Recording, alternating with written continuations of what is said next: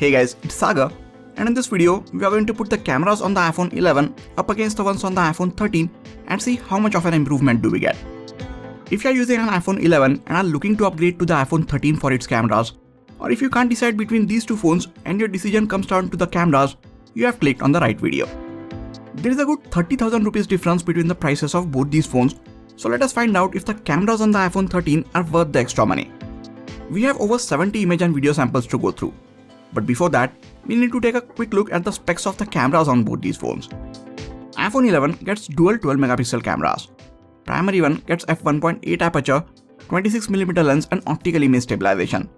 Secondary camera gets f2.4 aperture and a 13mm ultra-wide angle lens. iPhone 13 also comes with dual 12MP cameras.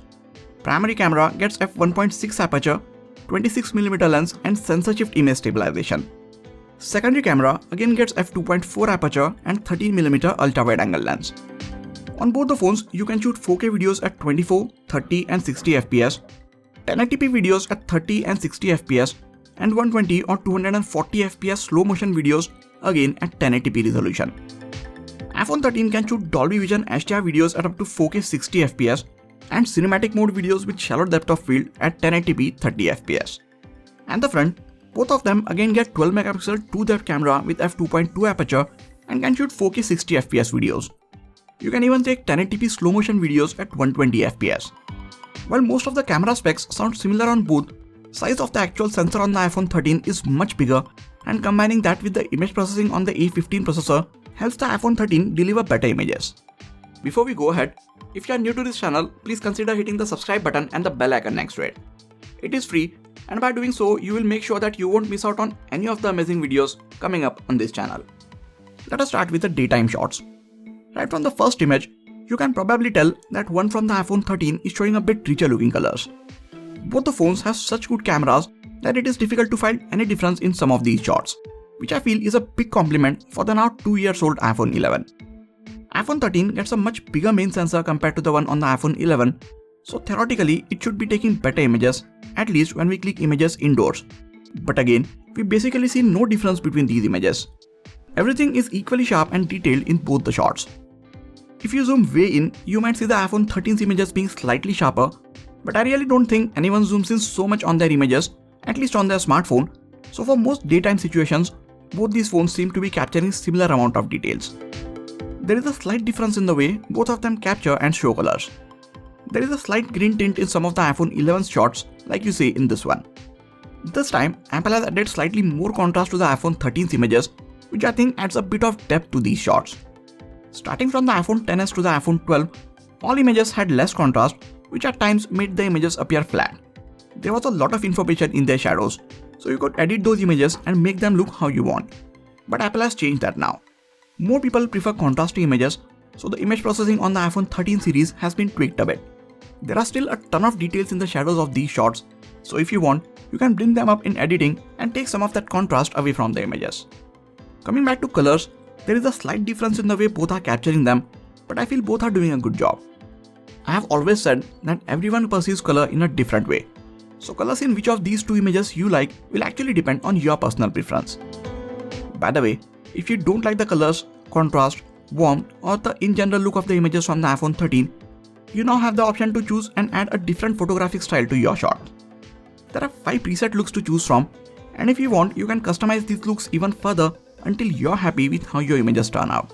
You can keep these styles on and they will be applied to all the images that you take, or you can choose to turn them on for a specific shot if you want. You get that flexibility. Coming to the HDR shots, both phones get smart HDR, but the algorithm on the iPhone 13 is a bit advanced, so it is better at taking these shots. iPhone 13 brings a few more details from the shadows while preserving the highlights. That being said, iPhone 11 is not too far behind, and its HDR shots also look really good on their own. Close-up shots look really good from both of them as well. Subject which you tap on, or the one which is closest to the camera, is in perfect sharp focus and the background gets a very natural bokeh. Since the main camera on the iPhone 13 has a bigger sensor and wider aperture, the background in its close-up shots is blurred out a bit more. One of the disadvantages of having a bigger sensor comes into play while taking close-up shots. The minimum focusing distance goes up a bit, and if you are too close to the subject, you will see a bit of fringing around some parts of the subject. So when you're taking close-up shots with the iPhone 13, Just move a few inches away from your subject for the close-up shots to look really good. For a normal shot, this is how much of the scene the main 26mm lens lets you capture. And here is how much more of the scene the 13mm wide lens on both these phones will let you get in the same shot. So the wide lens can come in very handy when you want to get something big in the shot and there is no place for you to move back. There are more details in the wide shots on the iPhone 13, but iPhone 11 seems to be handling the dynamic range slightly better in these wide shots. Sky on the right side is blown up in iPhone 13's wide shot, whereas iPhone 11 did very well to preserve it. One good thing is, the color temperature and white balance of the shot doesn't change when you move from the normal to wide angle lens on either of these phones. As good as these wide shots look, the sensor behind these lenses are not as good as the ones from the primary camera, so wide shots don't look as good or detailed as ones from the primary camera on either of these phones. You will also see a lot of noise and a bit of distortion towards the edges in these wide shots. That being said, if you think you need to take a lot of wide shots, you should know that ones from the iPhone 13 look better. Coming to the portrait shots, none of them get a LiDAR sensor and they don't have a telephoto lens for zoomed in portrait shots either. That being said, wide portrait shots look very good from both these phones. Subjects are a bit sharper in iPhone 13's portraits, and it is also slightly better at detecting the edges and separating the subject even when the background is busy. We see some difference in the way both of these phones capture colors, but we have already discussed that before. So other than that, you won't see a big difference in these portrait shots unless you zoom way in. So although iPhone 13 is 2 years newer, has better cameras and backed up by ISP on the latest A15 processor, it is not necessarily taking that much better images than the iPhone 11. In fact, if I don't label these images, could you really tell that one of these images stands out and looks much better than the other? I don't think so. At least not in these bright daytime conditions. Sure, you might prefer one image over the other based on your color and contrast preferences, but I don't think we can tell which image has more details. After having spent 30,000 rupees more, I am sure you would like images from the iPhone 13 to look a lot better. Honestly, up until now, I am really surprised by how well the cameras on the iPhone 11 have been holding up. Let us move on to the indoor and low light situations and check if we see any difference in those images. iPhone 13 seems to be handling the exposure from lights better than the iPhone 11 in this shot. When the light is not low enough, like in this shot, we still don't see enough of a difference in these images without zooming in. If you zoom in, iPhone 13's image does seem to have a bit more details in it. As we move to even lower light, iPhone 13's images start looking brighter of the two. They also have less noise in them compared to the iPhone 11's images. It's a relief to see that the bigger sensor on the iPhone 13 is finally delivering better images than the iPhone 11 in these lighting conditions. Even indoors, 13's images look better. It is also showing colors of the scene as it was, and again, everything is brighter in its images with less noise. Both phones have night mode, and the images this point forward have been clicked with the night mode turned on. Story remains the same outdoors when the light is even lower. iPhone 13's images are just better overall as the light goes down. It even takes less time to capture these night mode shots as opposed to the iPhone 11. Now iPhone 11's night mode images are not bad at all, and when looking at them alone, you might even like them. But when compared against the ones from the iPhone 13, they don't look all that good. If you let the night mode on the iPhone 13 capture light for even longer, then those images look exceptional.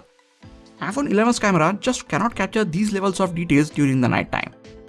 I don't take too many wide images when the light goes down, but if you're someone who does, then the iPhone 13's low light wide shots look much better.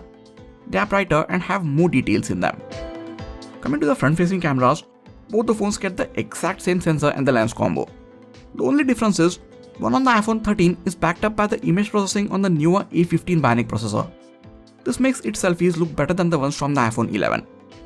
iPhone 13's selfies are brighter and they are also slightly sharper. Skin tones also appear slightly natural in its selfies. This goes to show how much of a difference image processing makes on the final results. For portrait selfies, we see the same thing as the normal selfies. Ones from the iPhone 13 have slightly better colors and sharper subjects, and it is also much better at detecting the edges accurately and separating the subject from the background. While neither of these are best at taking selfies, iPhone 13 still does a much better job than the iPhone 11. Coming to the videos, both can shoot 4K videos at 60 FPS and they look really good. You must know this by now that iPhones are the best when it comes to shooting videos, and both these phones are no different.